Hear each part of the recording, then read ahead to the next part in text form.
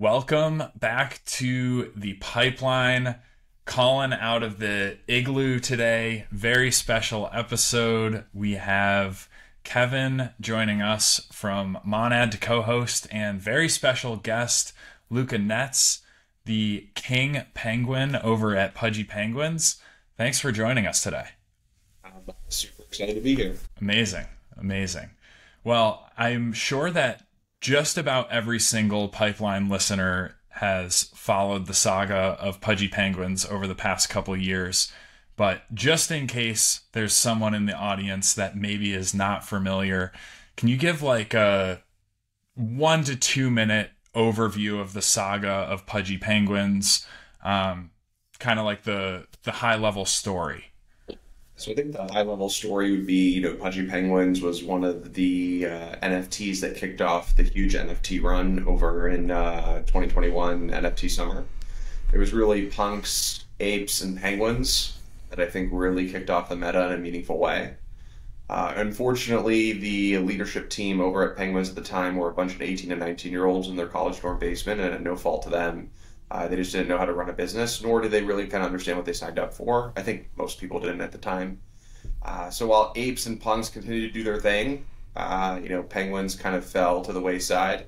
I was a big holder and had a lot of affinity for the penguin IP, as well as the penguin community. I think it just had something super sticky that I hadn't seen before in crypto, and ultimately it led me to make a bid for the project for about 750 ETH, which at the time was $2.5 million. About 2.5 years ago, we purchased the project. The sale went through, and the idea was, I didn't see anything in the NFT space that I thought we couldn't do just as good, if not better than anybody else. And so we bought it pretty much at the beginning of the bear market.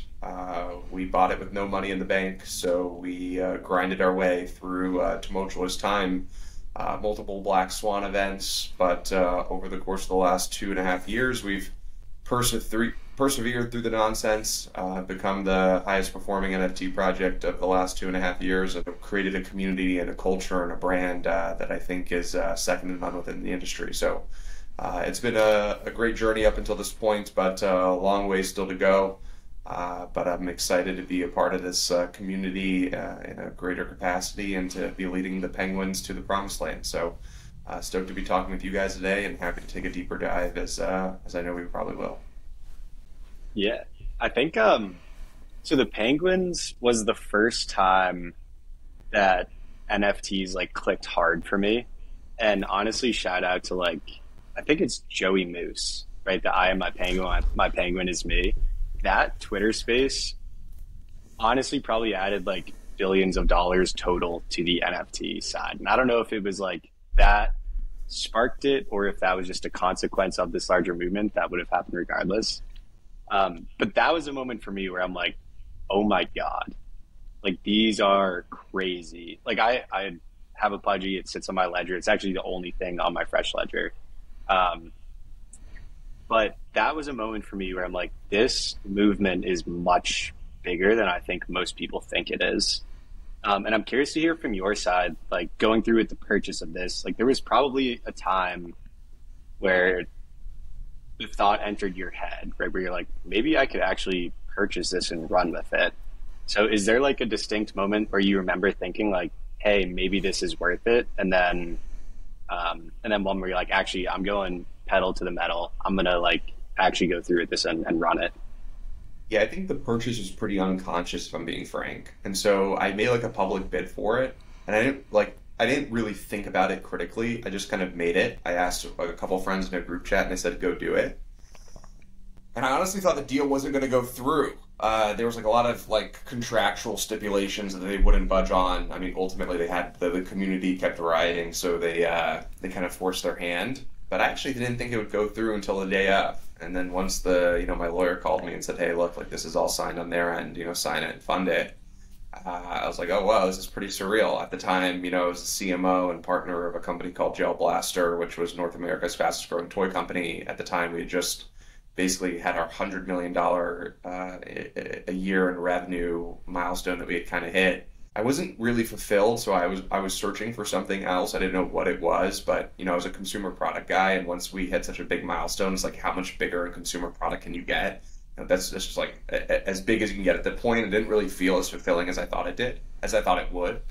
Uh, so there's a lot of universal alignment, and I think a lot of divine intervention here, which I won't give you guys like the full story. It's probably like an hour long, and I think it'd be a lot cooler to tell post the journey, whenever that time comes. I think it'd be just cool to kind of really go in depth as to how this kind of came about. But so some power greater than myself wanted me to be a part of this. And if you actually look at my history and kind of what I had built, the 7-8 years prior, a lot of them have like interesting correlations, meaning like I made my career monetizing social influence, basically building brands around influencers. The penguin is an influencer, and I'm building a brand around the penguin. My consumer product experience and toy experience with Gel Blaster obviously opened the door for Walmart and Target. Unbeknownst to most, I had a lot of software businesses that I had been a part of, and so obviously there's a technological aspect to penguins. I'd been a huge community guy, and so I'd been like a huge part of my entrepreneurial journey as I actually learned and found success from learning from other people online. So for context, I was a high school dropout. I started working when I was 16. And then I, bought an online course one day for $299 and it changed my life. And so I had also like garnered and cultivated a community that I'd be, spending, daily sessions with, weekly sessions with, just kind of mentoring. And so like that's a huge part of obviously Web3 and being able to have that personality type. And I've always I practiced a long time learning how to publicly speak and how to just be a good communicator.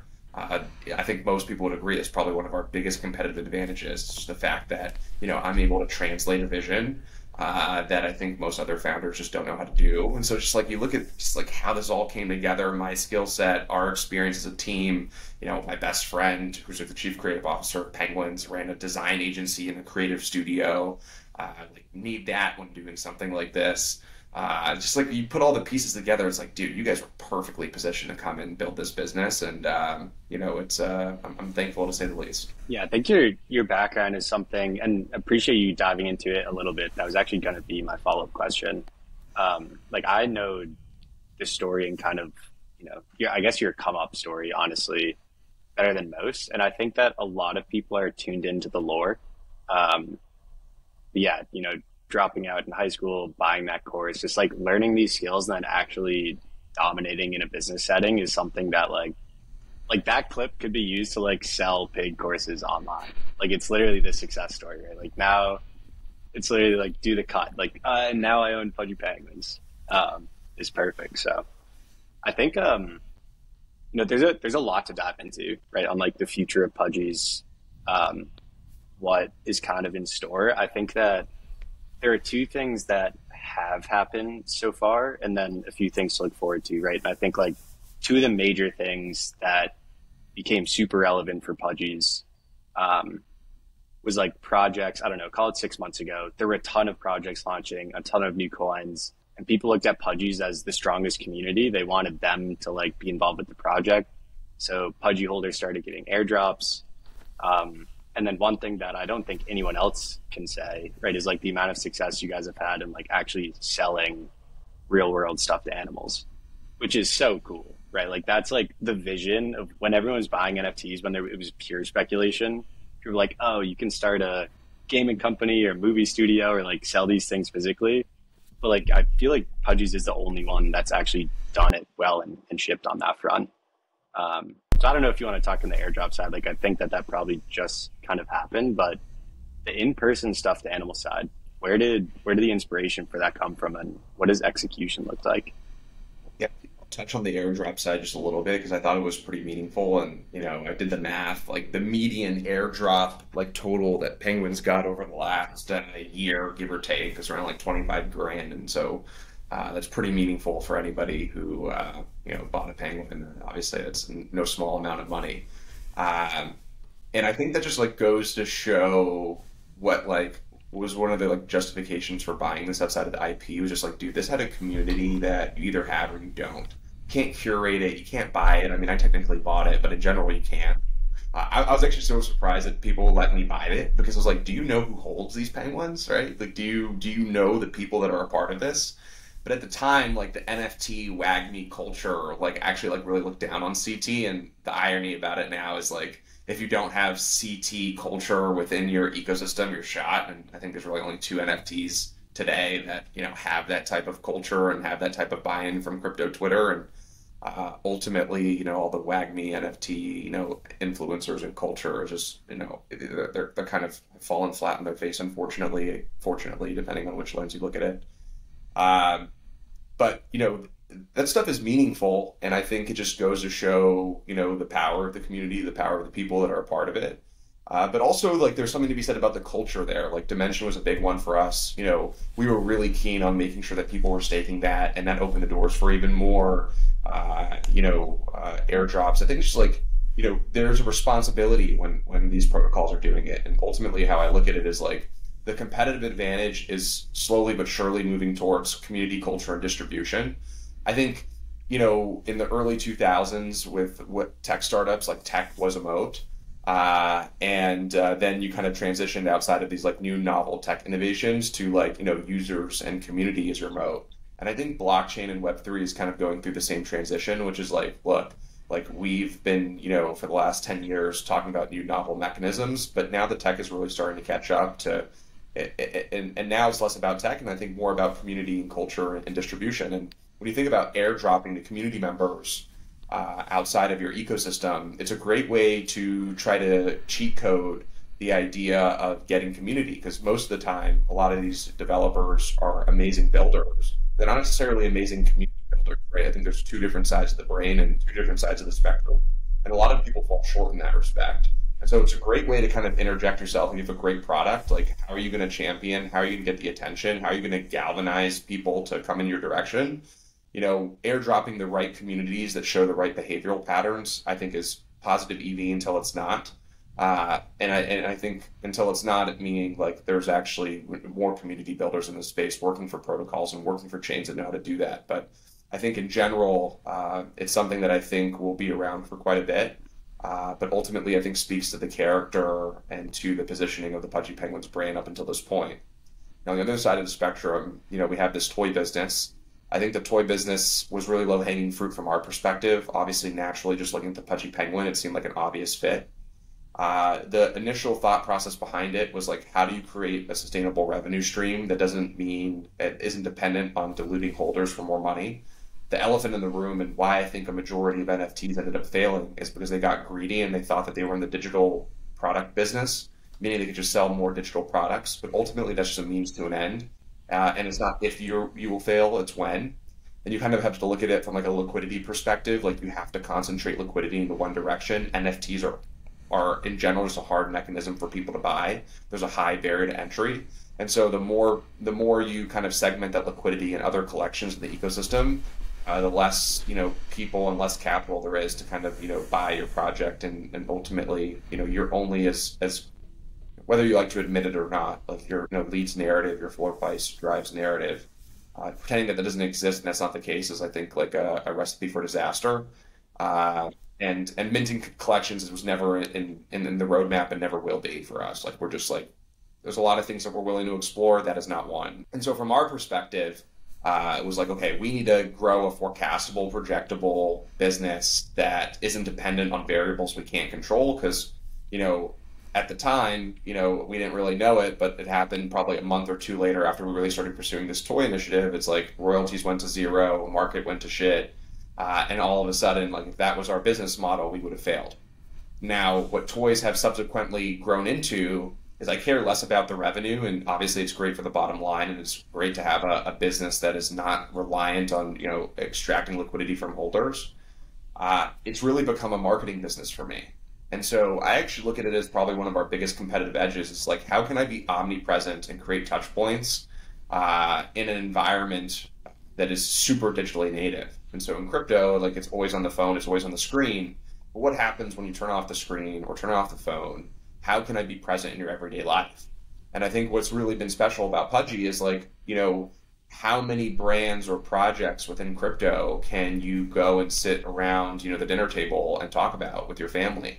whether you have a 10-year-old or a 5-year-old kid, or your wife or your girlfriend or your father or mother or niece or nephew or cousin, people that know nothing about crypto. I think it's the first time that we've ever seen something that is really easily digestible in a way that is super unique. And it's important to note that we're not just making products, right? Every product that you see behind me and every product that you see in Walmart and Target and Hot Topic and all over Asia and Europe, these are NFTs that we actually license from the community members. Every time they sell, they get a royalty in perpetuity that gets paid out annually. And more importantly, there's a digital integration that actually onboards people on chain every time a purchase is made. So for those of you who are not familiar, every toy comes with a QR code. If you buy a toy, you basically take the QR code, you scan it, you're taken to Pudgy World, you're asked to input an email and a password. When you input that email and a password, you're given a custody wallet through a custody wallet solution. You're then asked to redeem 3 to 5 traits that go on your soul-bound Pudgy Penguin. And, these 3 to 5 traits are ran through a paymaster, so it's a gasless experience for the end user. And all of a sudden, a non-crypto curious user who has now just bought a $5 toy at Walmart, now has a crypto wallet, is now collecting NFTs unbeknownst to them, via a $5 purchase of a toy. And that, I think, has to be the future of crypto. And that is, I think, probably the premier example of what I ultimately want consumer crypto to look like, which is like this idea that people are adopting blockchain tech, not because they are here to, make money or to lose money, but they're here because they love digital ownership. They love the blockchain rails in which these products are powered, and they love the interoperability and the composability and the free market that I think blockchain provides. Not, this perpetual casino, which obviously has gotten us this far, but I don't think will get us the next leg up. And this is really the narrative that we're trying to push, and what I think, Pudgy Penguins has been a huge representative of. Obviously, other initiatives that I'm sure we'll probably talk about in abstract, and just the basic mission of Igloo, just like how can we push these consumer products in a way that drives crypto in a more high integrity cadence, and just I'm here to make money or lose money, because most people lose money. Say 95% of people lose money, and it's kind of a growth curve that's going to be handicapped if we don't change that soon. So that's kind of how I look at the toy business now. Apologize for the tangent. I do that a lot. But. No, it was great context. And I think, in hindsight, looking back at the past 3 years, it's incredibly interesting to see how this played out for Pudgy Penguins, because back in 2021, there were so many NFT teams that were thinking about like, okay, how can we build up this IP to a point where, we can monetize it? And then B, how are we going to monetize? And I think a lot of the general like NFT consumer in 2021 thought it was going to be these Web 2 giants like Toys R Us coming in directly, or Nike coming in directly and building up a huge IP. But I think, in practice, you and the Pudgy Penguins team have demonstrated that, it was essential to understand crypto culture. But not only that, it was essential to understand the inner workings of the toy business and e-commerce and even KOL marketing or influencer marketing, as you mentioned. But like, when we look at this so-called mass adoption that everyone's targeting, tossing around buzzwords like onboarding the next billion, trillion, quadrillion users, Pudgy Penguins is like one of the few crypto native brands, maybe the only crypto native brand that's actually cracked mass market appeal and been able to generate revenue. Do you think it was, really essential to have all those different elements of your background in order to build it up to, the level where it's at today? I think obviously experience plays a huge part, but I think there's something to be said about just like mindset and just the tenacity to get things done. I've always come into things that, I didn't know anything about, or I wasn't necessarily the most experienced about. And I think, for us, it's not just me, but the rest of the group, like we're just hyper competitive. We just want to win. We want to be the best. We came into this not to, obviously, the crypto business is a lucrative business, but, we came in here to set a legacy and to do something that nobody else has done. And to show everybody that you don't need, $30 million or $50 million or $100 million or $500 million to get stuff done and to move the needle and to provide value for your holders. I think the most impressive thing of what we've accomplished is you have to look at the light and the resources in which we had to achieve what we had. And I think that's the most impressive aspect of this. We basically didn't pay ourselves for the first year. We did a $9 million seed round. But ultimately, like, that pales into comparison to everybody else that we outperformed. These guys just had giant treasure chests that I think put them in a place of complacency and comfort. And we've been uncomfortable since the beginning, and it's my job to make sure we remain uncomfortable. But it just goes to show that you don't need to go and raise $10 million from community to execute. Like, you need to have the drive to do it. You have to have the desire to do it. And sure, we have, some great experience, and there's some personality traits that bode well for us. But, I assembled this team knowing what I knew about the NFT space to go and do this, right? And so I think, like, if you're going to go into this business, like, be conscious and self-aware and forward-looking as to what you think is, going to happen and how you're going to accomplish it, and assemble that team. If not, don't do it, right? Like, this is not a one-man Luca show, though I'm the champion and the person doing the interviews. I've got, 7 or 8 core guys that are alongside me, guys and gals that are alongside me that are just putting on an absolute clinic. So I think, a lot of what we're representing, I think, is more than just the success story. I think it's the underdog story and exactly how we did it and how, against all odds, Pudgy Penguins went from, in 2021, one of the golden childs to a couple months later being laughed at and almost like spat on by the greater, NFT community, to then being taken over and somebody putting $2.5 million of their own money, and against all odds in the worst bear market we've seen in terms of like black swan events, persevering, and not only just persevering, but breaking headlines, right? Breaking barriers, pushing boundaries, all against, everybody not wanting us to succeed. I think that is what's so special about this. It's how all the pieces come together, and not the fact that we're in Walmart or Target, but the fact that there are community licensed NFTs, and the fact that there are actually onboarding mechanisms to bring people on chain, and the fact that the Pudgy Penguin character is slowly but surely becoming the face of Web3, and ultimately I think soon to be the face of crypto from a character perspective. Right, we just got the Van Eck ETF commercial. Bitwise is huge supporters of us. You'd be hard pressed to find a goated blockchain or protocol team in which their executive group is not a penguin in some capacity. It's almost like a movement, and it's not one singular thing. It's a mix of like 10 to 15 to 20 things. Everyone likes to point just to one thing, like, oh, look, they're at this because they sell plushies. And it's like, you're so ignorant and naive to exactly what's going on here, because it's success by 20 or 30 or 50 meaningful cultural cuts that I think has ultimately got us to where we are today. Definitely. I think like the underdog story that you described there, applies broadly to, crypto itself. It takes hungry teams looking to push limits, break barriers, do things in a way that hasn't been done before. And I think, Pudgy Penguins, yourself and the team are definitely a shining example of that. But I also think, not to discredit that by any means, but I think there's, in addition, something to be said for just the strength of the Pudgy IP itself. And was super excited to see the toys coming out on Amazon and, Walmart, of course, as well. And my fiance teaches first grade. And so I grabbed a couple on Amazon back during the holiday season and, gave them to her to bring into the classroom. Thought it would be, just a cool decoration to have around.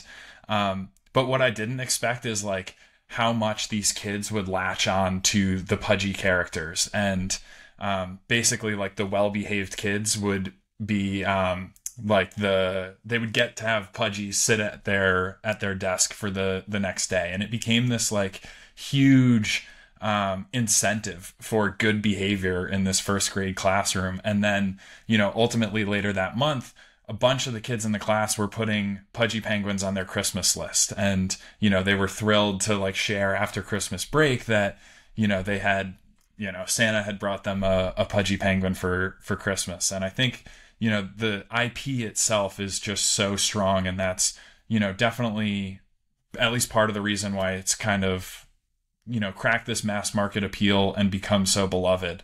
But I'm curious as well, like, do you think that this could have worked with, a different IP, or would you have even considered that back, in doing this deal? Or was this kind of like I'm going to make an offer on Pudgy Penguins. I'm already in the community. I'm already a big holder. This is the shot. If it doesn't play out, I'm out. If you close your eyes and just think of the word Pudgy Penguins and think about this character, you can close your eyes and see that this is a multi-billion-dollar company. And if I couldn't do that, I wouldn't have bought this, right? And so you can see this being the face of penguins around the world. You can see this, across, every aisle in your favorite retailer on a bunch of different products. I think the opportunity here is endless. And I think you bring up something that I talk to the community a lot about, which is like the power of the penguin. And I think there's a lot of people who have seen what Pudgy Penguins is doing, and they're trying to replicate it. They're trying to replicate the Instagram strategy, the Giphy strategy, but it doesn't hit the same, because I think the characters are so much more powerful than I think theirs are. And it's not to mean that I don't think they're doing amazing work. I think there's just something to be said about people love penguins. And there's actually just a huge gap in the traditional Web 2 market around penguin brands. There isn't a de facto face of penguins. When you think lions, you think Lion King. When you think dog, you think 10 different dogs. You think cats, you think Hello Kitty, right? There's just so many different brands and animals that you can kind of associate to, but penguins is not one of them. But the power of the penguin is super important. We've sold, I think, close to like 1.4 million toys today. We didn't sell that because there's 1.4 million people in crypto and Web3, right? The penguin is speaking to people on the aisle, and the content is speaking to people in a way that I think is not to be underestimated. And a lot of people tend to try to put us in this box, and they'll say things like, you guys are really counting on the team to succeed, and Pudgy Penguins is so dependent on the team. And I obviously roll my eyes because I think the community is so phenomenal, and that's it starts and stops there, as you guys know, as elite community builders. That's like the backbone of everything. But ultimately, I kind of look at what we're doing as penguin proliferation, and I'm just the arm to penguin proliferation. My toy business could fail tomorrow, my Pudgy World game could not work out, but ultimately I'm going to keep reinventing ways to proliferate the penguin. And I think because the penguin is so powerful and because it sticks so well with people, I think that as long as I continue to proliferate the penguin and do it successfully, it's not if we'll find success, it's when. And so you've seen spurts of this over the course of the last 2.5 years. Obviously, I think there's going to be a moment in time where things get just absolutely explosive and no one will see it coming. But I'm in the penguin proliferation business. I want to be the most powerful and known penguin around the world. I want to be the face of crypto. I want to be the face of NFTs. And that's predicated on one thing and one thing only: proliferation of the penguin. And so a lot of what we do is in the spirit of proliferation, and not because I care about being in the toy business, and not because I care about being, in the movie or the TV show business or in the gaming business. I care about being in the icon business, right? And becoming an internet icon and becoming, a globally loved character and recognized, character is predicated on how we proliferate the penguin. And that's at the backbone of everything that we do. I care about making sure that this penguin is in as many places as possible. And actually, a huge inspiration for this and kind of how I thought about building Pudgy Penguins in the early stages, I really looked at Doge, and I was like, okay, what if Doge had a me behind it? I would argue Doge would be 10 times bigger. That's just my assessment. You can agree or disagree, and I think a lot of the beauty of Doge is because there wasn't a me behind it. But if you took Doge and it's really in that moment in time, that 6 month spread that we had a couple years ago, that thing would have been on every Target, every Walmart, every Netflix, Hulu. I'd have had a movie in AMC theaters for the jokes of it. I would have had 10 game deals done, right? And the Doge would have been that much more prolific and impactful.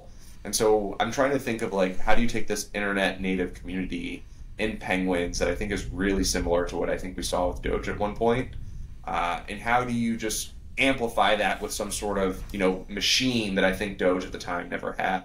But I think a lot of people always try to misinterpret what we're doing. I actually care less. I could care less of us building a a profitable IP business, though we are doing it. I care about being the most popular character, and I think the rest will translate accordingly. So, maybe want to give a little bit of light as to how I'm thinking there. So I might be one of like the top 5 people who could possibly relate to you talking about the proliferation of penguins. I chose a penguin as my PFP in January of 2021 for a very similar reason. And I'm like, these things are awesome. It was really only Pentoshi was like the other penguin on crypto Twitter at the time. So we started repping them, and then I remember Jeebus like was buying a ton of these penguins super low, and that's how I first heard about it. I'm like, oh my god, like penguins are finally getting their time in the spotlight, right? They're just like lovable characters, and I honestly can't believe that. Like, you know, maybe the closest thing is like Happy Feet, but like nothing killer, right? They're so mimetic. So yeah, like they're naturally mimetic animals, and they're ones that like I'm surprised. Like I just hear so many people saying like I just love penguins, and the beauty is from an animatic perspective. Like I think this is the most well illustrated penguin from like a non-real penguin silhouette. So it's interesting you say that because like I totally agree. Like these things are from a mimetic animal perspective. Like you can't name a more mimetic animal than I think penguins. Just like watch March of the Penguins, watch some of these documentaries. These things just waddle and hop and slide. It's pretty awesome. Yeah, I can't agree more. I've used more like literal physical penguin gifs than probably anyone else on Twitter ever. I love these things. So yeah, and then so I have 2 questions, and maybe I'll let you choose which order to tackle them in. But one, like we have focused as like maybe you guys are the only other group that's thought about community as much as like the Monad team, right? It's like I look at any other ecosystem and I know we're just dumping like 5x the amount of time, energy, resources to try to make the community experience as good as physically possible. And I look to you guys as the gold standard for that. Definitely on the NFT front, but like in broader crypto. So I guess one question would be, how do you guys, like when you guys as a team are talking about community, like what are the things that you're bringing up?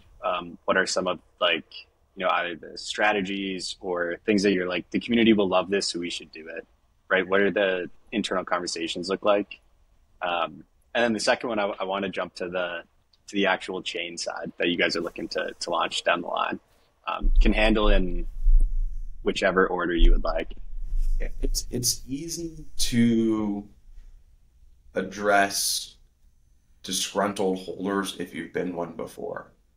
And it's kind of easy to foreshadow what the problems are going to be if you've experienced those problems.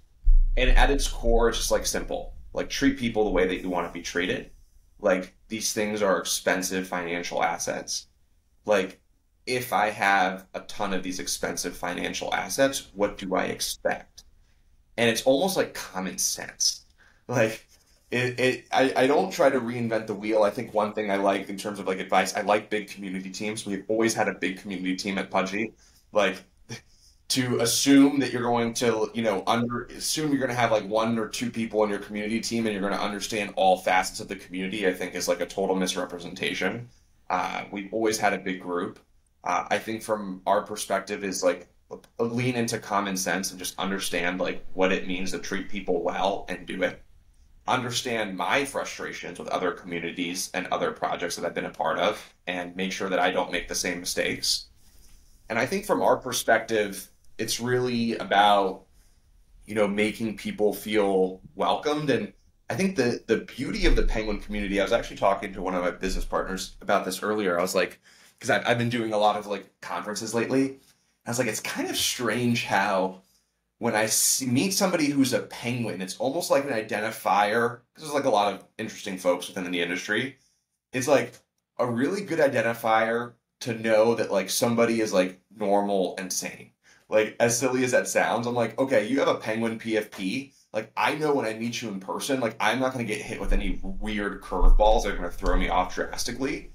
And so the beauty of that is like I'm also speaking to a group that's really well curated, and that curation, some of it comes from what we've done a lot of it comes prior to us, right? And so we've kind of weeded out a lot of the nonsense, right? Like the beauty about Penguins has been through multiple FUD cycles. I mean, they tried to cancel me at one point, prior to my acquisition, there was like FUD storm after FUD storm. So like anybody who doesn't really believe in this vision or this mission or as like an opportunist, like they've since gone or like a troublemaker, they've since like disappeared. Now, mind you, I've had my fair share of issues and we just addressed it. And also like just addressing things early, like don't let things fester, a constant communication line. Like I'm really open with the community. Like if you have Discord, like if you have discourse, like we have inner igloos every 2 weeks, like come and bring them up, address them. Tell us what we're doing poorly. Like don't be afraid to do it. Like I'd prefer you not to make a giant thread, hurting everything that we're trying to build. Like come and talk to me and we'll fix it. And I don't just like pretend these things don't exist. Now, can I fix every single issue? No, sometimes it's not humanly possible. But at this point, with the blend of like the personality types within the community, like what we've been able to build, I think they have a ton of trust in us at this point. And they trust the process. And I think everyone kind of is in agreement that it's like not if Pudgy Penguins are going to go and break, NFT records. It's a matter of when. And I think it's really our job not to mess it up and to just really stay consistent on the path that we've been on. But I think there's like a multitude of factors that kind of play into where we are today. And I think probably one of the most important ones is the nature of the business, right? Like we bought it, right? And I think that's really important because there is no community member that has more to lose than me, right? From like an opportunity, a time perspective and a financial perspective. I don't know of any holder that's put more than $2.5 million into Penguins, with the exception of like one or two. But then I also have like 25, 30 Penguins across a couple different wallets. So like I'm also pretty well up there in terms of financial commitment. And I know there's a couple guys that own more, but their actual money in is less than what I put in. And I think that I think puts a lot of confidence and trust, which is like, do you believe in my ability to execute? Do you believe in my ability to work hard? Because I got a lot of money on the line here, just as much, if not more than you. And I think that gives people a lot of comfort. And I think that's really unique in the sense that, like, I don't think there's any other NFT project that can say the same. And I think very few crypto projects can say the same. So I'm in the same bucket as everyone else, right? I'm not looking at you as a position of power. Like, I don't want to go on vacations. I don't go on vacations. I'm doing everything in my power to make sure that I return capital for myself and to see this thing succeed. And if you're a holder, you should find comfort in that, right? Because I'm not here, with tons of mint funds and ton of secondary funds. At any moment go sing Kumbaya. I still have to make my ends meet and still have to get mine. So in that respect, I think that gives people a different level of respect where it's like, look, if you took $20 million, I'm going to talk to you a certain way if I feel like you're being negligent, right? Or if I feel like you're doozing off on the clock when you should be working for this money that you raised from us. In this sense, I think people look at us and are like, dude, this dude's doing everything humanly possible. And it's not just the Walmart and the Target and the socials. I'm showing up to every conference. I'm doing every interview. I'm doing every podcast. Physically, there's not anything more humanly possible that I can do to see this thing succeed. I mean, truly, there's not. And so I think they find great comfort in that. I'm sure they do. It makes a lot of sense, right? Like just seeing your face, hearing you talk about this, knowing the financial commitment that's behind it is like, very motivating. And I think that's one of the best traits that a community leader can have. It's like, hey, I'm on this mission and you could be too. And there's opportunities for you to grow and advance and benefit in many ways beyond financial through, contributing in the community. And that's something that, again, we try and proliferate for the Monad community and the Monad ecosystem as it, continues to grow from these earlier stages. I think we're aligned in terms of our excitement overall in terms of consumer crypto, right? Recently, you guys have announced Abstract Chain. I'm sure the community would love to hear a bit about, what that is and also, why you've made the decision to work on that front. So I think from our perspective, when building for mass, we kind of identified a couple issues, I think, with blockchains today. And I don't think consumer and blockchain are synonymous. And so I think if you're going to build a consumer experience, You have to build something that is curated, that is personalized, that is customized, and ultimately has like the right features and the right positioning for people to ultimately build for that end consumer. Today, I don't think a majority of projects are doing. And so from our perspective, we saw a lot of fragmentation. That fragmentation has come from, like, I'll give you a perfect example, like ZK Sync has the best account abstraction and Base might have the cheapest fees, and ARB has amazing tooling for physical to digital bridges. But in reality, if I'm building for mass consumers, I need all of these things in one place. And I can't compromise on either of those things because those type of compromises could hinder us in a really meaningful way. I also kind of learned that I think just blockchain teams in general just don't know what it means to build for consumer. And, actually being able to do that for the last couple of years, I think there's a lot of ways that we can support builders that I think is really unique. And I actually ultimately think we can solve the distribution problem that I think nobody's been able to solve. So the core elephant in the room, and kind of how I look at blockchains, is I think your chain is only as good as the applications that are built on top of it. And the applications built on top of it, I think, don't know today, are not positioning for that mass market adoption, and are not positioning themselves for consumer adoption. And so the distribution problem is actually one that I'm really excited to kind of debut, because I think people just think we're just building a blockchain and putting our ecosystem on it and obviously getting Pudgy Penguins builders to build on it. But I actually think I have the code to solve the distribution problem in terms of finding product market fit for people that are building products on top of our stack. And so I think that is ultimately the biggest problem. I think when I look at ecosystems today, especially in L2 land, I think a majority of the tech is relatively the same, with maybe a 5 to 10% degree of separation. If anybody does something so innovative and so breakthrough, it's pretty easy for me to copy it. And I actually don't think that's where the next breakthrough for L2s are going to live. I think L2s are cultural hubs. And when you look at it from a cultural lens, how are you going to win? You're going to win by having the biggest and best community, which we already have, and we've been cultivating that for the last 2.5 years. We are going to have, you need to have the most relevant cultural products, which I think a majority of blockchain teams wouldn't know culture if it smacked them across the head, right? I've been building culture since I was 16. And I think, and I have a good finger on the pulse as to what that looks like in a way that I think is hyper unique. And then the most important variable in all of this is distribution. How are you going to be able to find product market fit for apps that are positioned to find product market fit in the real world? And we have some really unique pieces of tech that we're going to ship over the course of the next couple of months that are really going to be innovative from that perspective. And so from a chain level, there's actually a couple integrations that we're going to implement that I think help solve for those problems that we've experienced as a consumer product that has on-chain mechanisms attached to it. But I think furthermore, I think a lot of the innovation that you're going to see from us is from the UX UI side, which is where I think a majority of the innovation needs to come from.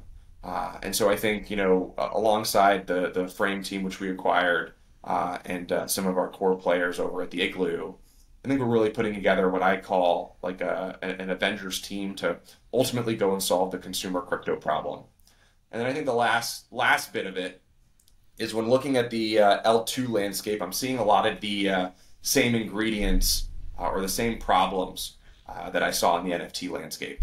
It's almost like really strange how similar they are. And so I think there's a little bit of a cultural shift that needs to happen within the L2 world that I'm going to be really excited to kind of help lead the charge on in terms of what that actually looks like to build L2s, I think, the right way, which I think right now there's probably only one that's doing it, in my opinion, that I would define as the right way. So I think internally, we're going to put all of the Pudgy Penguin products outside of the NFTs on this chain. We're going to take a great nucleus of builders from existing ecosystems and ecosystems that haven't even launched yet over onto our chain, and ultimately try to pioneer this consumer crypto revolution. Yeah, exciting stuff, and definitely looking forward to seeing some of the updates in the coming months, and of course wishing you guys the best of luck on that front. It's certainly no easy feat to build a chain or drive ecosystem adoption. So really respect to anyone on that front that's thinking about new ways to innovate. And you pointed out some very interesting and widespread pain points in terms of crypto or more broadly blockchain UX? Feel like starting to get a picture of what your answer might be to this one, but do you think as an industry, crypto is moving in the right direction, or are we, in this state where there's a lot of sidetracking through misaligned incentives, other distractions? Curious to hear your opinion. I think crypto has a branding and a marketing problem, and everyone's just still trying to reinvent the same wheel. And not to say that there doesn't need to be innovation. I mean, there totally does. But the lopsidedness towards technical innovation and branding and marketing talent. I mean, this is why I like you guys so much, because you're probably one of 3 or 4 groups, including ourselves. There's probably 2 other groups outside of us that actually really focus on branding and marketing and community, and then everybody else is just, I think, totally misconceived in I think their priorities, or misaligned in their priorities. Sorry. And so I think from our perspective, we need to spend a lot more time, energy, and resources trying to solve the branding and marketing problem, and building really true and genuine communities that are not here today and gone tomorrow. This is just ultimately where it has to come. And so a lot of people just hate me for saying it or just disagree, because I think it's a little defensive, but I just think this is the truth. We don't need more developers. We need more marketers, more branders, more positioning guys, more narrative guys. I think it's just this idea that the next breakthrough piece of technology is going to make all the difference. Maybe 5 years ago I would totally agree, but it works. I mean, go to Solana, it works. Go to some of these LTs, it works. It works better than it ever has, right? And the smart wallets, over at Coinbase, it works. So now that it's at a point where probably got another 10-15% to go to really refine those processes. I know some of the things that we're working on. I was like, dude, I didn't know you could do that. They're like, yeah, you can. I was like, oh, dude, this changes everything. Why haven't I seen this? I talked to Saigar. I was like, why haven't I seen this on any other chain? He's like, I don't know. I'm like, dude, this makes everything 10 times easier. And so it's just the infrastructure is actually there if you know where to go and you point the right things together. What we need to do is get rid of this terrible normie narrative that we have. That's just you address it. Just because in our CT bubble you don't see this terrible narrative doesn't mean it doesn't exist. I mean, we have Bitcoins at all-time high and nobody knew was coming in. You want to know why? Because everyone lost all their money last cycle, right? That's why I thought the cycle was going to come out of the East this time, because I don't think the East got as burned as the West. The West got absolutely obliterated last cycle. No one wants to touch crypto in America, truthfully, and I don't blame them. They got rinsed, right? 5% of the people maybe stayed, and maybe the meme coins and the market makers and some of those, big Solana whales are making the meme coins make sense, but that you just can't sit there and pretend that everything is all gravy, because that's working. And people don't realize the TAM, the growth potential of a lot of things that a lot of people in CT retail's invested in, has a ceiling to it if we don't solve this problem. I want no ceiling, right? I think Bitcoin could be worth $10 million one day. It's not that ridiculous, to think about if it's at the center of this global economy. But economies are not just predicated on casino trading, right? Economies are a lot more robust and broad than that. And if crypto wants to reach its ceiling or to break through somewhere where there is no ceiling, it needs to become economy. It needs to be the backbone of economies. Right now, you probably have good lending. Lending is probably, DeFi is probably the real true breakthrough to that is not just predicated on, degeneracy. But this is where I think ultimately the industry needs to go. If it's going to get to where I know we all want it to go. Yeah, I like what you said there with you would get flamed in crypto because devs are the holy scarce asset that can do no wrong unless they run a project. But there are so many cool products in crypto that exist, and almost no one has used any of them, right? It's onboarding, great tech helps with onboarding. But also directly onboarding people also helps with onboarding, right? Getting the message in front of people, showing what a project is and why it's cool and why it might be useful to them is super important. But at ETHCC, I met a guy I met a couple guys, but one specifically was pretty interesting. He raised like $5 million at a $50 million valuation. The product was fucking amazing. I was like, dude, this is so good. I was like, how many users do you have? He was like, I'm on this chain and I have like 1,000 users. So I'm like, how? This thing is badass. Like, this totally can find product market fit in the real world. He walked me through his user journey. I was like, okay, there's something broken here. Like, let me go to your homepage. He clicked on his homepage and like the call to action was like join now. When he clicked it, it took you to OpenSea. I was like, oh dude, this is the root of your problem.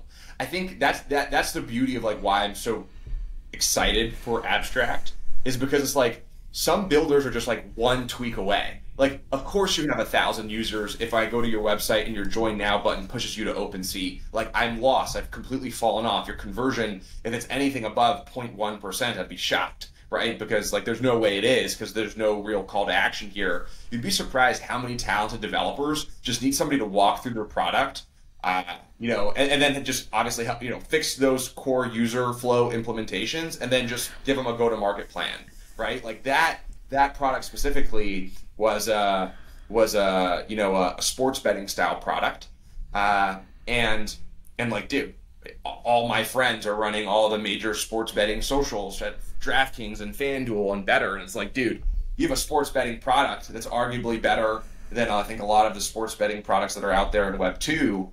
Your flow is broken, you fix the flow. I sit down with you for a couple hours, I point you in the right direction with all the Andrew Tate, affiliate network machine guys and all the people that are in my Rolodex. You could be one of the biggest crypto apps in 6 months, right? And I think this is how close builders are. The problem is like there was no alignment for me to do that before. Well, now if you're building on Abstract, like, let's go unlock these levers, the 0 degree of separation that I have with a lot of these amazing guys that just no consumer, no go-to-market, no virality like the back of their hand. Let's fix your user journeys. Let's make a couple of implementations, and I'm now aligned to help you in a way that I just previously wasn't aligned before. I mean, I'd love to help everybody, but at some point I have to make it make sense. And now for the first time, it's like, oh, look, all these learnings that we've been able to learn, not only with Pudgy Penguins, but all the businesses that we have experience building prior to this. It's like, we can give you these tweaks, and I actually think so many builders are this close. They just don't know that one part of the journey. The user falls off, they waste the money, they get discouraged, and then the thing falls flat on its face. I tell people this all the time, like, this is not the chain, like, this is not the full purpose chain. Like, there will be better chains to go to for the next great innovative, DeFi mechanism. I don't want to be the chain where I'm gaming TVL and we have $10 billion in that doesn't matter to us, right? Like, what matters to us is consumer adoption and having breakthrough viral consumer apps. Like, that's what I'm focused on. And that's where we're going to win in our respective place. But, I tell people all the time, like, if you're not building those type of applications, like, there's better places to build. I will go point you to Arbitrum. I will go point you to, OP or Base. There's better things for that. But I just want to be the specific niche and category for consumer crypto. You want mass adoption. You want product market fit to the regular person. You think this is, there's examples of existing products that are similar in Web 2, but because you add Web 3 rails, you get huge unlocks to, borderless liquidity and composability. Like, you come in and you come to me because I want to help you. I can't help the next great innovative, DeFi protocol with, crazy reworks of curve gauges. Like, we're not building this for that, right? I'm building it for, people that ultimately want to have 1 million people using their application. So I'm excited to see what comes on the table. I've actually have like 5 apps already that I'm currently working on and helping out that I'm super excited that I think are going to take over the timeline in a meaningful way. So let's see how that goes. Yeah. I mean, look, I don't want to echo exactly what you just said, but just to add another perspective to it, like, I've worked with, over 200 teams that are currently building on Monad, and 95, maybe more. I'll just say 100% because I'm pretty sure it's 100%. 100% of the teams need help on the growth side, right? They have their product down. They know what it's supposed to do. Like, that is exactly, they're like, this is what I built and this is what it's built for and this is who it's meant to serve.